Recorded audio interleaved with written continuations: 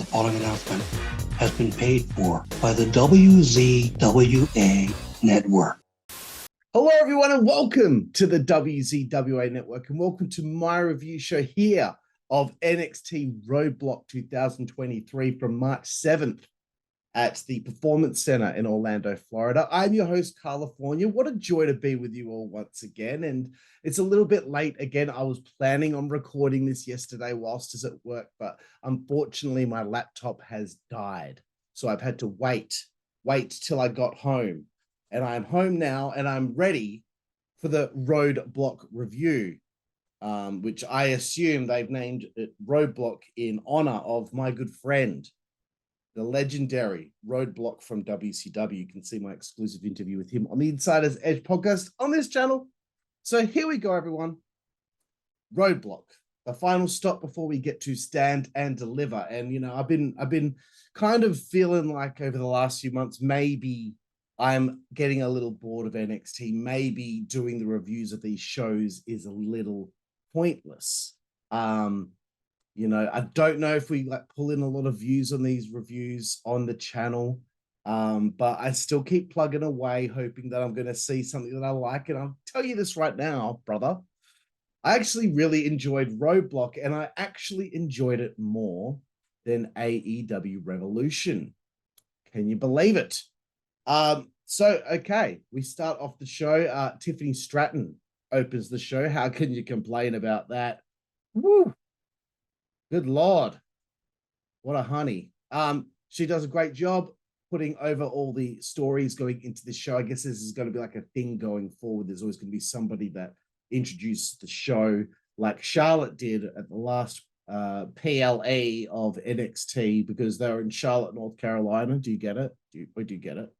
Okay, so after this is over, we crack straight into the action here. It's the Jailhouse street fight. It's Dijak taking on AT. AT, how you fucking doing, Tom? How you doing? How you doing, Tom? And he is flanked by Channing Stacks Lorenzo. And yes, this Jailhouse street fight. Okay, it looks interesting. Let's see what happens.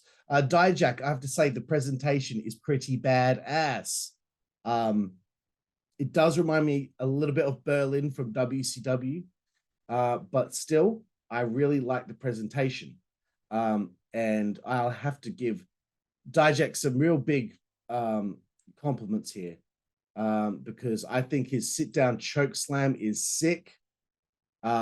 He takes his back suplex off the top rope where he over-rotated, landing on some chairs. 2 PLEs or whatever, NXT specials in a row where this guy has taken it to the limit here. I can't believe it, man. Like, I've been really impressed with how much this guy has been just pushing it to this level to show that, you know, he has got the work rate that is second to none, really, in comparison to a lot of people. I mean, it's really been impressive.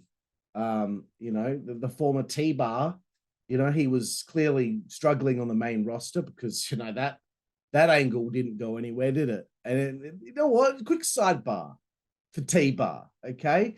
It's a shame about that angle, because, to be perfectly honest, on paper, that idea sounds awesome. That idea could work, but the fact of the matter is, I think they went about it wrong and they gave up on it too quickly.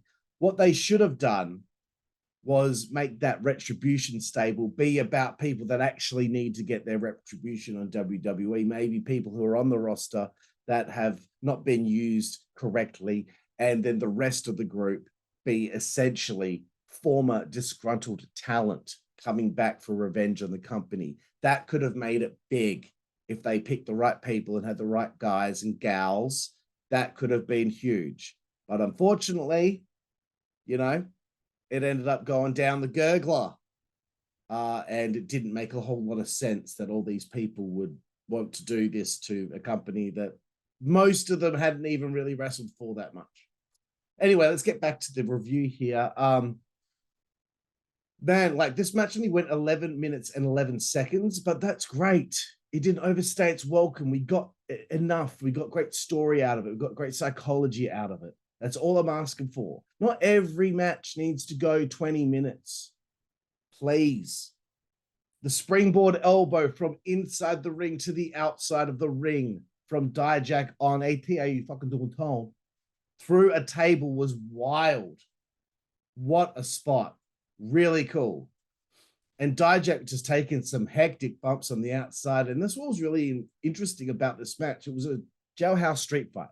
They're going to throw one of, their opponent into the little jail cell and close the door. Okay, it's like an ambulance match. You just got to close a door once they're inside. But they spent most of the match on the outside on the floor, taking bumps on that floor, which I thought was really cool and an interesting way to go about it. I really kept laughing at Stacks just getting ruined by Dijak over and over again. There had to be like 3 or 4 instances where the guy just got absolutely just shit canned by him. Really felt ATA fucking doing tone. Tony D'Angelo's fire was very impressive, showing a babyface side of himself as that character, Tony D'Angelo. Stacks, I have to give him another compliment right at the end of this matchup. Dijak goes to close the door and he dives, puts his body on the line to get in the way of that doorway. He gets crushed by the door. Then he gets taken out again by Dijak. But what we don't see is the fact that Stacks had actually left a crowbar in the cell with, hey T, how you fucking doing, Tom? And of course, Dijak comes after Tony. He gets nailed with the crowbar. He gets thrown into the cell, and then he gets the door slammed in his face, knocked out cold. Tony D'Angelo is the winner. What a great match to start the show. Again, it did not overstay its welcome. The fight on the floor made so much sense, and it was refreshing, brother. Okay, let's move forward. Backstage interview with Hottie Toddy Mackenzie Mitchell, interviewing our NXT Women's Champion, Roxanne Perez. Now, look, I've said it a few times in this show when I review NXT. I like Roxanne Perez. She's very talented. She's very good in the ring. The fact that she's where she's at now at this stage of her life, she's what, like 21? So she's very young into the business, trained by Booker T. She's great. But the way that they portray her character, as far as I'm concerned, does not do her any, it doesn't do her any good. She's sweet and cute, but gosh, a character is so boring as a person, so boring. There are no layers. It's just a sweet young lady. Oh, I'm just so nervous for my match tonight with Meiko Satomura, and I'm so anxious and blah, blah, blah. And I'm just like, I don't care for your plight. The verbiage is boring. I don't care. I haven't been given a reason to care. She's very, what is it with WWE and their babyface champions and their baby faces in general? None of the characters have any layers to them whatsoever. You look like a Grayson Waller, all right? That guy is so interesting. He's such an asshole, but he's so interesting. You want to see what he's going to do next. The Miz, you want to see what he's going to do next. Roman, Brock, when he's a heel. Actually, when Brock's a babyface, see, that works sometimes. But, MJF, these heels, they're interesting. I didn't think Ruby Soho was very interesting at all, but, she's just turned heel now, so maybe she might become interesting. I just find these potato soup baby faces boring as hell. And I'm going to double down on this when I talk about Wesley's promo a little bit later. But yeah, like they need to do something to make the baby faces more interesting as characters. We can't keep doing this to these people because people get bored of them because it's the same old boring crap. And people these days like the bad guys because they're interesting. But, you can have your jokers. Batman also is interesting and has layers.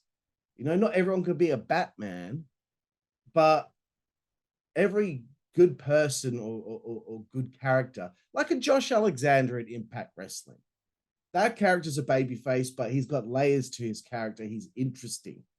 That's what I'm trying to get over. And I've said the word interesting about 12 times now. Let's move forward. Paul Brooks Jensen, the son of Bull Buchanan, who I interviewed for the Insider's Edge podcast, which is on this channel, which was just uploaded 2 days ago.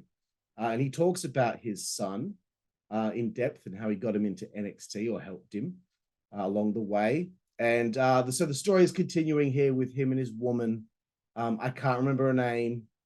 I'm sorry, I should have written it down, but you know, he's still into her. Briggs and his chick are all good, but Paul Brooks, you know, he's it looks like she might have her eyes on someone else. We'll see how the story plays out. It's been kind of funny throughout the last few months seeing this story play out. But I do think Briggs and Brooks Jensen, they need to maybe start wrestling more, because I don't watch every week, so I can't. I'm sure they're wrestling on the show, but maybe this love storyline needs to finally play out, and then we can actually see them get in there and get in the mix. Speaking of tag teams, we have this segment coming up next, which might have been the low light of the show. And that's nothing against these four. Gallus, the NXT tag champs, getting ready for like a confrontation with former champions Pretty Deadly. So Gallus come out, they cut this promo. You gotta love the Irish accent. I did laugh a little bit when Pretty Deadly came out. I haven't been big on them, but when they're on the podium and they're going, "Hello, boys," I just think that made me laugh. That made me laugh. But the problem with this segment was every piece of verbiage just sounds so rehearsed. It didn't seem like an organic, confrontation between the two teams. And I think that's a problem with WWE today. Well, NXT, because I guess these people on this roster aren't as experienced. That's, what I gather, because it is developmental. But I don't know. I feel like that they don't have any writers there that write to the voice of the characters. Every character should have different motivations and feelings and react to every situation differently, because everyone's their own person. Everyone's different. Both teams, got great accents, and, they can use that to their advantage to sound more, interesting. I just said the word interesting again. But, that's the problem. Like, again, just as I'm talking about with baby faces, if you keep giving people cookie cutter verbiage that just doesn't sound like what someone would actually say, then that's why a segment might fall a little flat. Pretty Deadly end up charging to the ring. There's a bit of a bit of a brawl, and then the segment just kind of ended, and it was flat for me. But hey, look, at least it's something different than people doing run-ins on the match to continue a story. Tony, and I'm not talking about, hey, Theo, you fucking do a Tong. I'm talking about Tony fucking Khan. I have to keep the F-bombs to a minimum because YouTube are being real annoying about it. There is a Lyra Valkyrie, Taya Valkyrie promo. I don't like the name, man. Anyway, she wants the women's championship, and that's really all I got from it. Okay, coming up next, the Creed brothers with Ivy Nile at ringside, along with Bron Breakker in 6-man tag against Indus Sher, which is Sanga, Veer Mahaan, and Jinder Mahal. And I was like, what's Bron doing in a 6-man? And I wrote, he has to do this because he's wiped out the whole talent pool. It was interesting, I suppose, seeing Dragon Lee there in the crowd wearing a mask. I don't know if it's going to... Look, I'm not real big on masked characters. I think they have their place for sure, but don't know if it's going to work. We'll see, though. We'll see. Look, give it a chance. The guy's obviously talented, but again, it's not just the in-ring stuff that you need to get over. But great presentation with this Indus Sher and Jinder Mahal. Like, these are 3 big dudes. They look great. What a unit, and just I know Jinder's had flunkies with him before, but how about we keep this one going for a while? How about when we bring this up to the main roster? Let's really do something with it. Let's fill that tag team division with another threat. You know, let's make that tag division interesting. Give them some time down here. Get them to see a little bit of success, then bring them back up. Let's see what you can do. All you got to do is map out like, okay, where do we want Indus Sher in 12 months to 24 months time, you know, and then work your way back from there. And the Creeds probably could get called up soon as well, because they've kind of achieved everything they need to in NXT. They won the Dusty Classic. They've been tag team champions, etc., etc. I think they've been tag champs anyway. Again, Bron Breakker is so quick, dude. When he's going off those ropes, man, the explosion coming out of him. He's an athlete of the highest regard. But yeah, you put a basketball in his hand, you put him on a football team, you make him do weightlifting, you make him go to the pub and play darts, table tennis, he'll pick that up straight away. I bet you he can play anything and be good at it. Another thing, I wish I knew why Marks is so harsh on Jinder Mahal. Any out there have a problem with him, please let me know in the comments why, because I don't see anything really wrong with him. He looks great. He doesn't botch. He doesn't do any. He doesn't make mistakes. His work is tight. He's in, you know, come on. I think people need to give him a break. He was going on as the worst WWE champion in history. Only as good as a creative given to you. Wasn't fair on him to be just thrown into that position like that, expect people to buy it. There needed to be pretense to it. That's why it didn't work. So it's WWE's fault, not his. But on that note, I'd bring in Tiger Ali Singh to manage the group, because I bet the guy could still cut a promo, and he'd be able to get them some pretty good heat, I think. I really think that group would benefit from a mouthpiece, and I'd see no reason as to why Tiger Ali Singh would not be a great addition if they could just get over whatever it is that they had against him in the first place. Sanga, very impressed with him. He's got great size and ability. And of course, when I'm watching Bron Breakker, the first thing I start thinking of is Cora Jade, because that's his girlfriend in real life. And I'm just wondering what's going on with her. Like, I need to like maybe do some research and see what's going on. But you know, I feel like she hasn't done anything for a while since her feud with Roxanne Perez ended. And I think she should get back up into that fray, you know, into the title picture at least. And I'll talk a bit about that a bit later. Carmelo Hayes was on commentary during this 6-man tag. And, you know, it's pretty clear that him and Bron are battling at Stand and Deliver.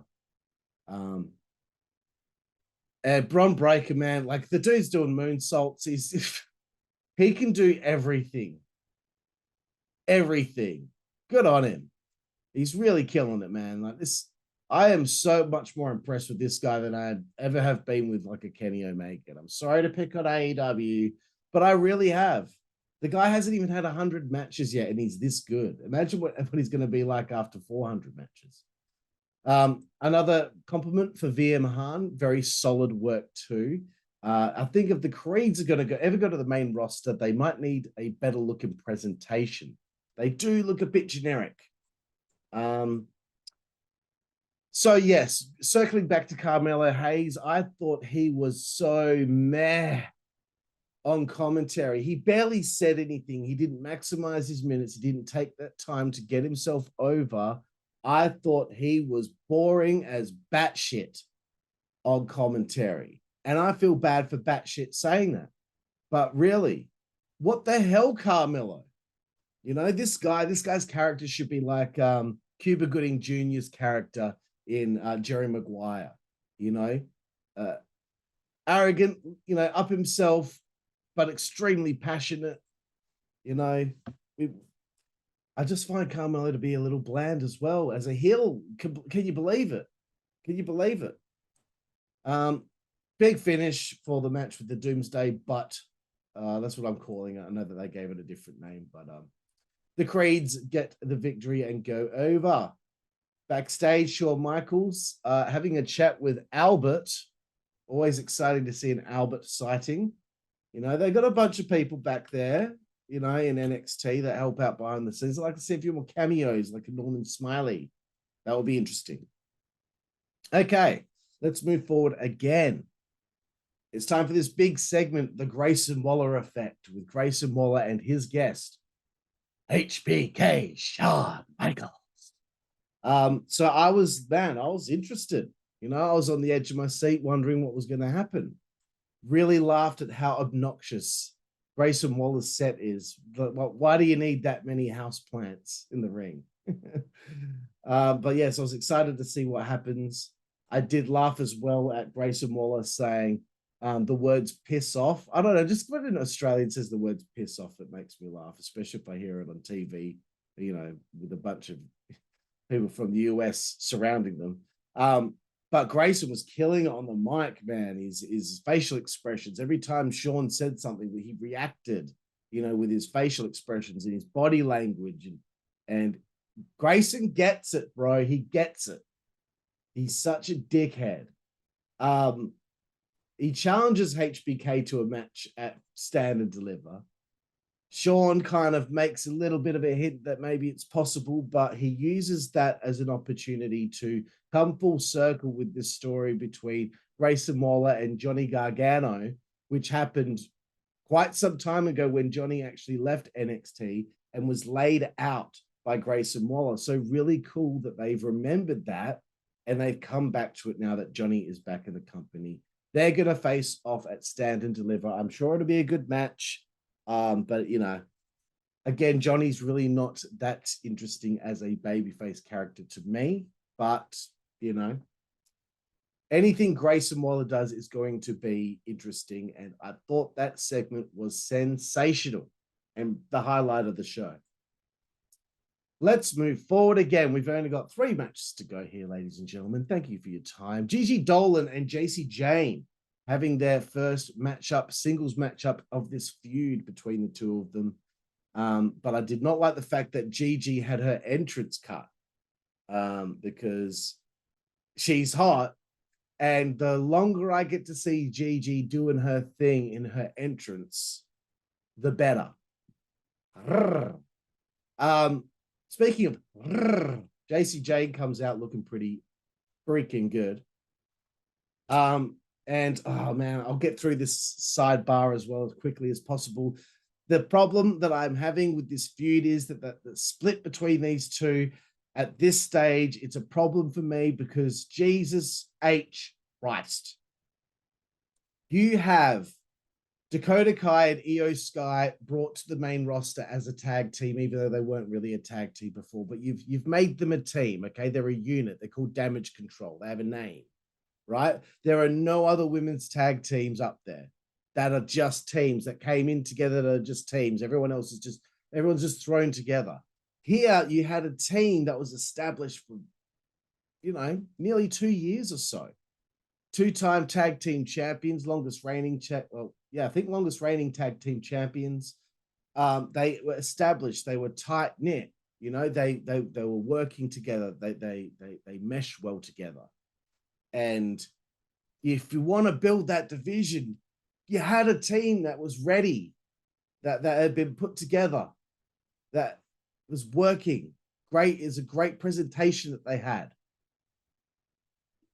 They're ready made to come up to the main roster and work with a Damage Control or whoever, or even like a Ronda, Shayna Baszler. But you've broken them up at this point, and it's just like, well, how are you ever going to build this women's tag division if the ladies tag teams in NXT, which is developmental, they split before they even make it to the main roster? So if Chance and Carter get broken up before they go to the main roster, again, like, to me, I would have a massive problem with that. Why invest so much time in some of these teams if you're just going to split them up when they go to the main roster? I don't get it. It's like when they initially split up Imperium. I was like, what the fuck was with that? Thank the Lord. hold back on the F-bombs here, but thank the Lord that they brought, the other bloke back in. But they need to do more with those guys as well. Shit.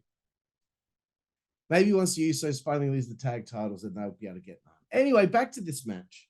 This show's had some different flavors, so it's been very good. We've had our hardcore match. We've had our, our 6-man tag with the high flying. We've had our talking segments. Now we've got like a feud between these two, like a real strong feud, and ladies match. So some hot bodies to look at as well. Geez, I have to say it.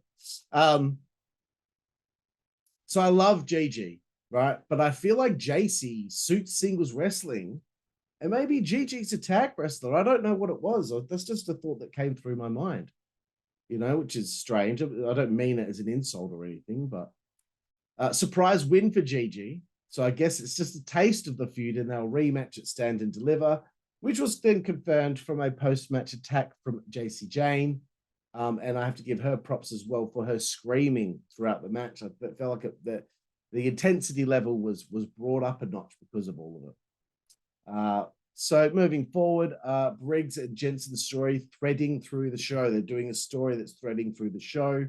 I think they probably could have had a bit more, but we'll see what happens. Anyway, Bron Breakker comes out for a promo, and he calls out Carmelo Hayes. I'm guessing maybe Trick Williams is no longer with Melo. But I really feel like Melo needs to show me something because he was so shit on commentary. I'm sorry. And when they were talking about like how, they were talking about, this new era of NXT, and, they were both told that, you two are going to be the guys. You know what? They were right about changing NXT. I know a lot of people complained about it and weren't happy about all the changes, but to be perfectly honest, you have all these indie guys who are already like they're in that indie mindset, that this is the way that they wrestle. To bring them in and try and change what they are is, not going to work. They go to the main roster, it doesn't work. And most of them were getting, a bit on in age. You need to bring it down, get some younger blood in there. And really build to your future. Don't hang your hat on your future with guys who are like 36 years old. You need to get them in when they're like 24, 25, because there's money to be made, brother. Anyway, so this was something different. It's just about respecting the title. Okay, that can happen at times. Chase U backstage, whatever. But then it's Andre Chase taking on Joe Gacy. Which is a match I feel like I've seen before. It's a quick match, 4 minutes, 27 seconds. Gacy goes over.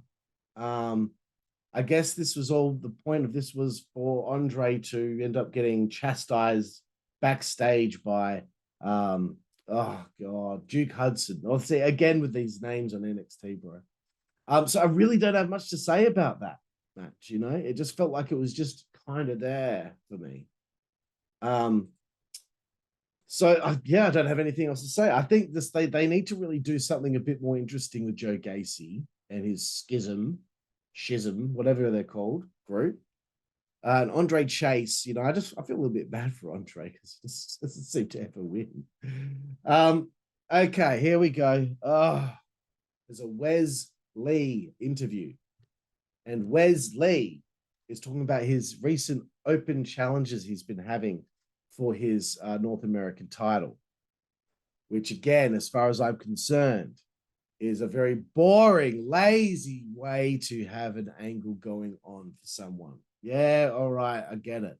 We have to do this kind of thing sometimes, but to me, but man, his verbiage, again, just so, oh my God. He's boring, man. And it's nothing against him. I'm sure he's a really cool guy. But his character, just so boring. Like, make him and Apollo Crews be tag team partners, okay? They could be called the tag sub partners. Get it? Subpar? That's shit. or Bland Slam. I don't know. Fuck, man. It's just, and then he's interrupted by Axiom. This guy, it just looks dumb, bro. You got this English accent coming from this guy. He's wearing a mask and you can't see his face. I'm just like, please, you gotta be kidding me with this shit. But I don't find Wesley to be very interesting at all. I don't get it. He's a good wrestler, but again, to me, that's boring. I want layers to a character. I want something to sink my teeth into, you know? Because this is like, I don't know. To me, this is a potato, you know, a raw potato. I don't want to sink my teeth into a raw potato. What I want is like Cora Jade's neck. I'll sink my teeth into that. All right, moving forward to the main event of the evening. Roxanne Perez defends the NXT Women's Championship against the legendary former NXT UK and WCW alumni, Meiko Satomura.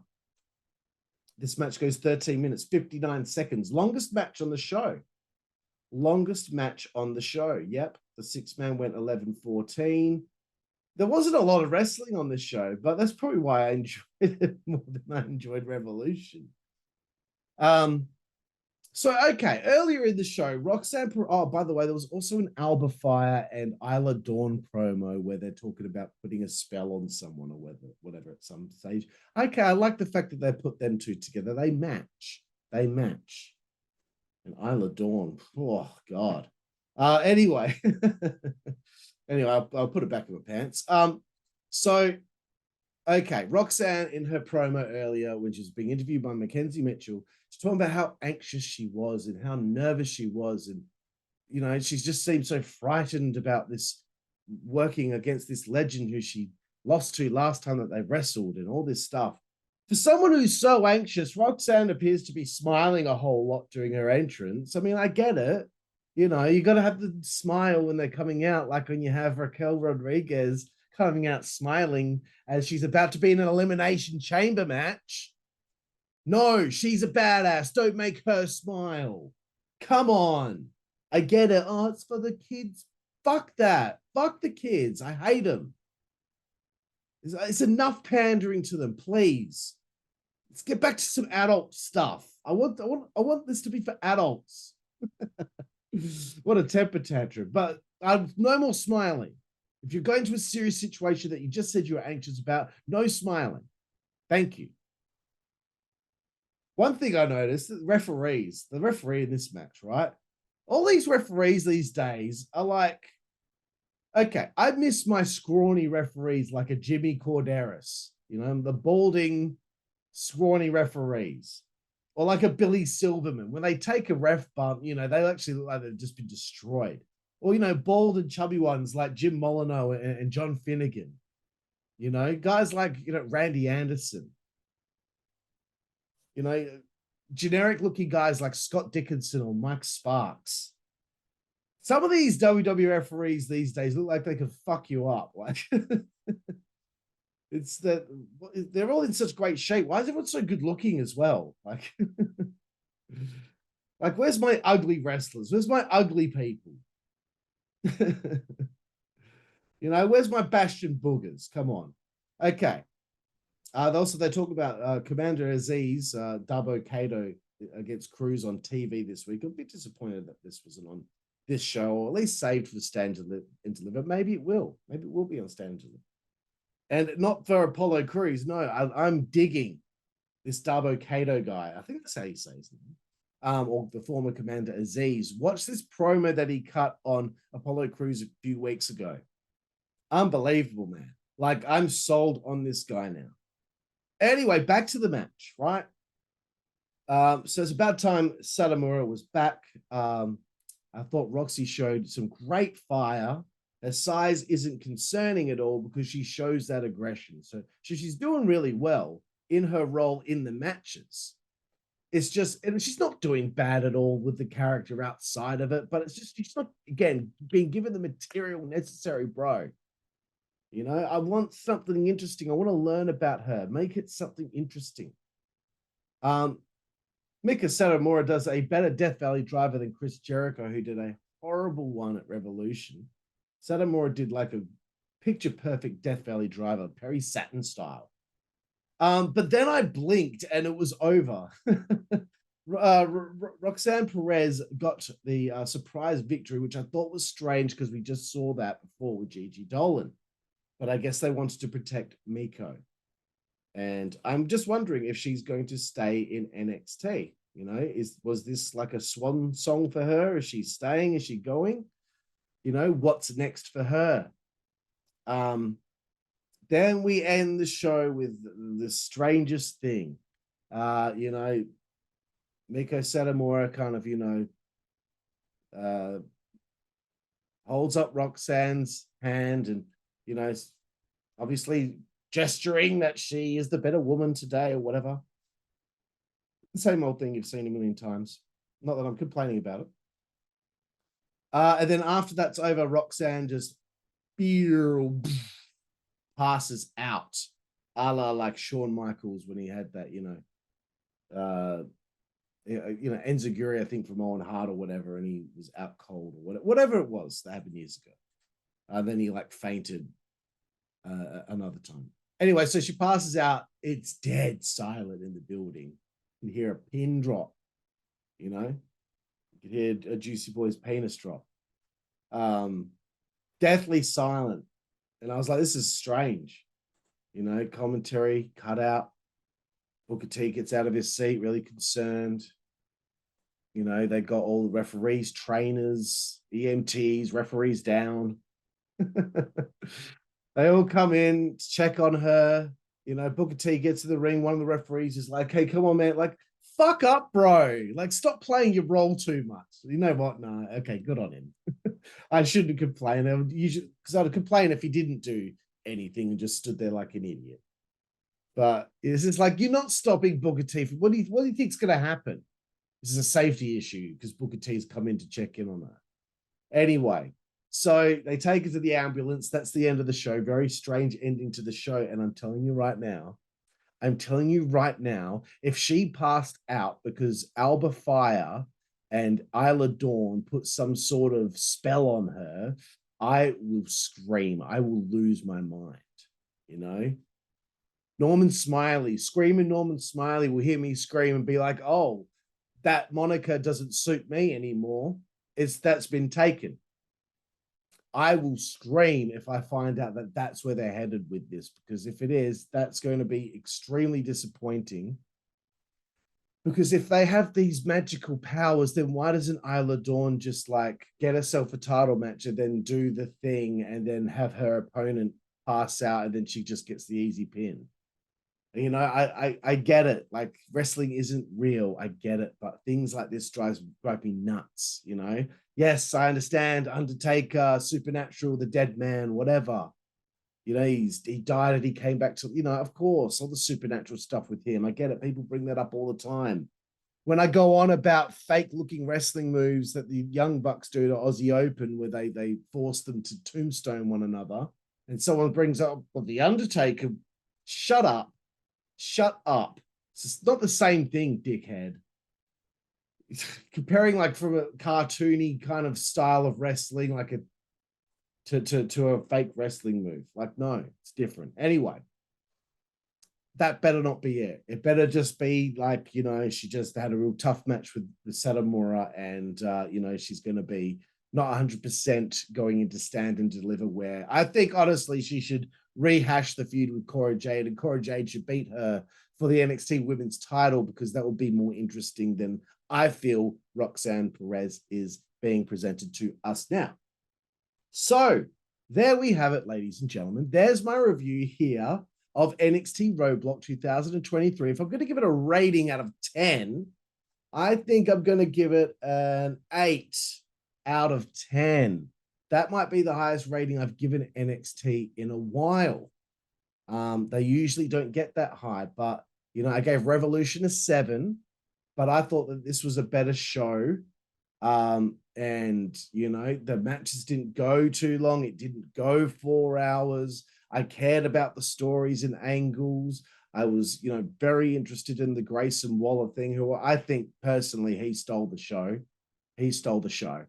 That dude was fantastic. But There we have it, everyone. There we have it. My review here of NXT Roadblock 2023. I'll say that again without tripping over my freaking words. There we have it, ladies and gentlemen. My NXT Roadblock review here on the WZWA Network. I'm Karlifornia. Check us out on ProWrestlingTees.com under our store Thunder Mifflin. Also, please go to www.rizon.net, RIZON.net. Go into a chat room in there called #ProWrestling. You put your little nickname, you join Pro Wrestling, join this chat. Someone please do it. I double dog dare you to do it. I'm in there all the time. Heaps of awesome people to talk to about wrestling are in there all the time. Hope to see you in there. And I hope to see you all down the road. Thank you. Network, that's the way we play. Good God Almighty. Network, that's the way we play. Get puppies. Network, that's the way we play. Get. The following announcement has been paid for by the WZWA Network.